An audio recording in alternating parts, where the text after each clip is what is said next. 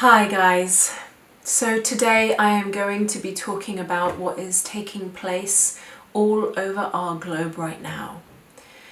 This huge process of change and transformation that every single one of us is being forced and invited into quick and fast. The coronavirus. I want to speak to you today about my views and my intuitive take on what is really happening on a much higher consciousness level, on a collective species level for the human species. I want to talk to you about all the ways in which we and you are going to be reacting and responding to this as our lives, as we knew them, are being called to change quick and fast. I'm going to be speaking about the common symptoms and physical experiences and emotional experiences that are going to be coming up in you right now as you try to cope with all of this, and how it is completely normal. And then I want to speak about what next. How can we use this challenging lesson as a lesson? What can we learn from this? How can we use this and commit to it as a process of our maturation? Maturation is where we grow out of who we thought we were and into who we were born to be. How can every single moment of this challenging experience be part of that process? You know, I am filming in a different place right now, as you can see, and the reason being is because my life has had to change quick and fast because of this virus. We are staying home. My daughter is now being homeschooled. My son is home in the kitchen right now. And so we are having to adjust very quickly into how to live in a different way while we stay home and not contribute to spreading this bug. And that is what every single one of us and every single one of you is going to be going through right now. And we're just at the beginning of learning how to live a new way. And this is not happening just for you and for me and for our neighbors, but for an entire collective species level. It looks like that the problem is the coronavirus. It looks like there's this disease that is coming to get us and it's bad and it's the boogeyman and we all have to run with fear and hide. It looks like that might be what's happening. But I promise you there is a much bigger picture taking place right now. That really this is the beginning of a mass awakening for our species. An invitation to mature and evolve and grow so that we can live at a higher level of consciousness. And how is that going to happen? Everything that we thought was our life, everything that we use to define who we are, our jobs, our actions, our schedules, our routines, our money, our status, everything that we have used to define who we are is being taken away and challenged and dismantled on an individual level, on a family level, on a society level, and on a collective level. And in that challenging, when it is taken away, and only when it is taken away, as painful as it is, do we get the opportunity to really remember and learn or relearn what really is important. that when these things get taken away, as painful as it is, and it is painful, and we are just at the beginning, we are forced to realize that all those things were not, have not, and are not who we are. And they are not our lives. That what is happening on a collective level is we are being walked brutally sometimes home back to who we truly are, to a space of love and compassion, and to live at a higher level of vibration. That in just such a short space of time, huge corporations are having to smash apart their competition between each other and work together. Huge companies, corporate companies, are having to put aside their need for success and money and start thinking of the whole. We as a society, in our small communities and in our large countries, borders are being smashed apart. We're having to think of each other. We're having to take actions for the greater whole. In such a short space of time, we are being forced to step out of the me and the you and into the we and the whole. Things that we have forgotten, things that we have stopped making a priority because of our fear and our ego and our need to just think of me. Yesterday, I contacted an elderly neighbour who, as soon as I heard about here in the UK that the most vulnerable and the ones that are really in danger are the over 70s and the elderly and the ones that are vulnerable health-wise, I immediately thought of how frightened those people must be. And so I started contacting our neighbours, sending emails around to the neighbourhood. Those who are elderly and vulnerable, please know that we are here for you, to get you supplies, to get anything you need so that you can stay home and be safe. And I know that I'm not the only one that started doing that. In such a quick space of time, we have been forced to think about others and to feel that pain, which forces us to feel the compassion for the greater whole, for the greater good, for how others must be feeling right now, things that we forget when we get lost in the busyness of the doing of our lives. So what is happening right now is not a virus, even though the virus is the tool. But on a huge collective level, this is the beginning of our maturation as a species. Growing out of who we thought we were into who we were born to be, into who we truly are. And so if you're getting caught up in the little small minor details of change and fear, and the fear that is being brought on that level, my money, my job, my home, food, toilet paper, supplies, I invite you to zoom right out and look at this as a bigger picture. This is the beginning of our maturation. And at the heart of it is healing. And whatever you want to believe in, whether it is source, spirit, life, Pachamama, Mother Earth, Mother Nature, whatever it is, whatever you want to call it, there is something much bigger taking hold and taking leadership. And it is not going to be an easy process. It is not going to be without pain. It is not going to be without devastation. But like with every process of evolvement and growth, we have to be ready and willing, and if we're not ready and willing, we will be forced to become ready and willing, to surrender to what is needed, to surrender to what is, and to let go of what no longer serves us.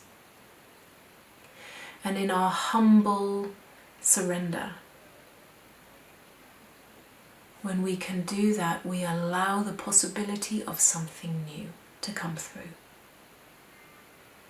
In just the last week alone, global emissions have been reduced hugely. 80% of flights have been grounded. In just the last week alone, consumerism on a global mass level has been reduced phenomenally. On just the last week alone, we as a species are being forced to remember what it's like to live a simpler life, to be able to stop and hear the birds again, to find the beauty in stillness, in simplicity, in intimacy. In just the last week alone, we're being forced to remember each other, the ones that we love. Think of the people that mean the most to us, to think of connection and how much that means to us. And so in painful lessons, there are great gifts. And I want to invite you to see those gifts as much as possible every single day.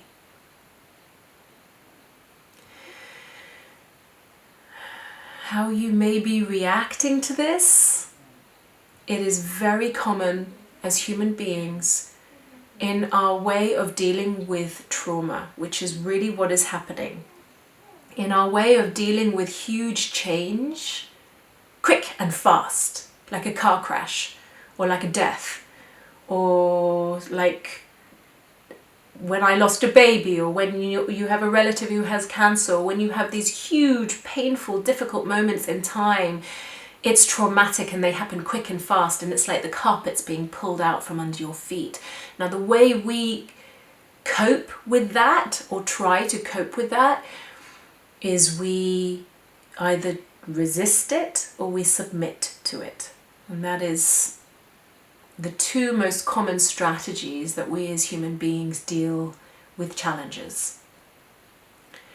So if you are finding yourself struggling to really allow this reality in, if you're fighting against it, if you're getting angry, if you're numbing out, if you're feeling really, really more tired than ever before, terrible English, if you're feeling more tired than ever before, if you're feeling sluggish, drained, if you're feeling foggy, if you're feeling obsessive and can't stop reading the internet and zoning out on the TV, these are all really, really normal, common responses to really challenging times.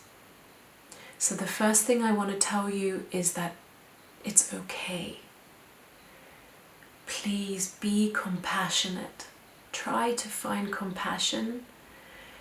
You are responding this way because it's scary and it is hard. And with that, to see the resistance, to see the numbing out, to see the sluggishness, to see the tiredness, and to let it be there, to without wanting to change it or fix it or judge it, to let it be there, but then to not let it run the show. Because your resistance to this is just your survival of this. And what is needed right now is for us to step out of survival and to really become conscious and present into what is required so that each one of us can participate in this process of maturation from an empowered, conscious level. So the first thing that helps us come out of resistance, that comes out of survival, is to at least acknowledge it and see it and own it and then have compassion for it. And as you see it and have compassion for it, can you speak it to someone? Can you share it with someone? I'm feeling fear. I'm shutting down, I'm numbing out, and I need support, or I need to just share it, or I need to just not be alone with it. Speak it. Take the power away from the survival.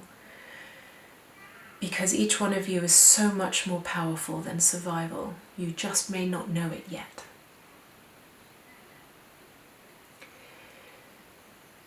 And so once we see our survival patterns with compassion, how can we move forward?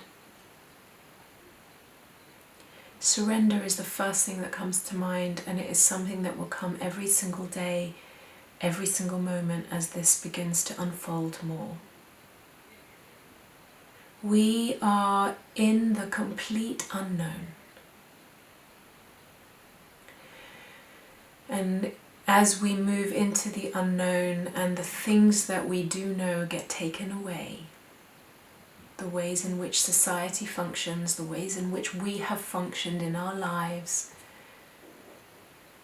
we are being plummeted into the unknown, and the unknown is very commonly a space that brings up fear. But I want to tell you, in every single process of maturation that I have ever taken another human being through and ever gone through myself, the unknown is the place, the only place of immense possibility. And so my invitation is, how much can you lean into the unknown without running away? And what do you need for yourself in order to find the courage to surrender and lean into the unknown? Do you need to share with groups? Do you need to join a community online that you can speak and share your truth? Do you need to be journaling? Do you need to make sure that every day you are taking the time to meditate? Do you need to be moving your body? Do you need to be speaking with your partner or your loved ones so that you can clear the fear? You're going to find your own spaces in the house, as everybody is in the house, to what you're going to do about work, to what is happening on a collective level. We really do not know where this is going to go. And whatever we did know is gone. And so we find ourselves in the middle of a big new ocean. How much can we allow ourselves to surrender and go with the flow of the waves? The best ways to do this is to keep it in the moment, staying in the present moment. The most destructive tool right now will be our minds. The minds that get plummeted and projected into the future of the what ifs and the drama and the crisis and the chaos and the catastrophe. And then we're stuck far off into the future that hasn't even happened and does not even exist. Or we're worrying and we're obsessing about how to get back to the past. This is the time to become really disciplined about staying in the moment. Watching our minds do what the mind does, which is chatter, chatter, chatter, chatter, but how much can we step out of that noise and bring ourselves back into the moment, the only moment that exists? Because one thing that is guaranteed is that each one of you, when you are in the present moment, you will know what to do next in any given time. It is only when we're stuck in the future or the past that we lose our power and we lose our ground. And then we don't know how to respond. All we can do is react. So how much can you become present in the moment? Let life get small. Let life get simple. Every time your mind wants to think, what about tomorrow? What are we going to do next week? Come back to the moment. What do I need to do right now? What is being called on me right now? Do I need to meditate more? Do I need to journal? Do I need to go for a small walk? Slowly, presently. Do I need to breathe deeper?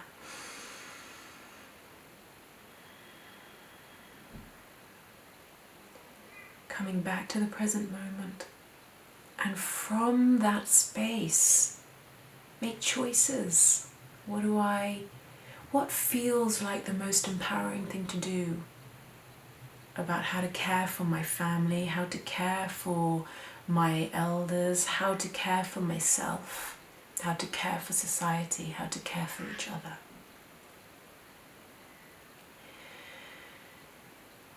Be very, very conscious about what you surround yourself and your mind and when you let in right now. Read only what you need to read, take in the information that you need, and then be disciplined and let go of the rest.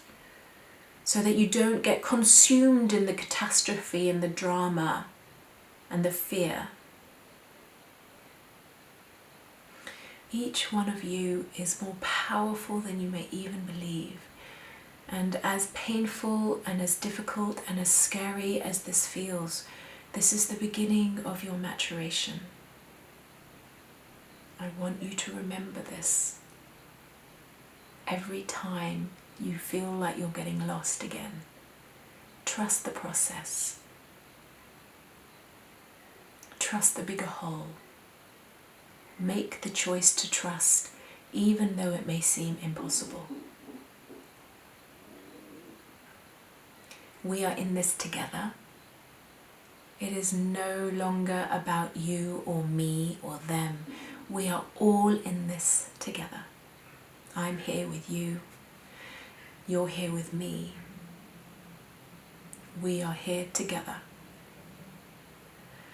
So I hope that this has given you some source of comfort and even more source of power.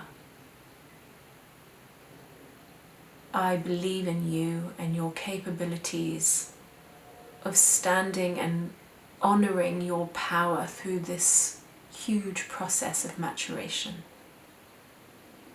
And I believe in the power of our species and our society, and I trust implicitly in the love and power of the greater source.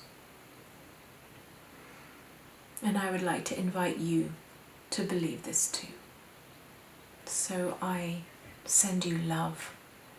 I want you to know that I'm here with you. And I hope that this has been helpful.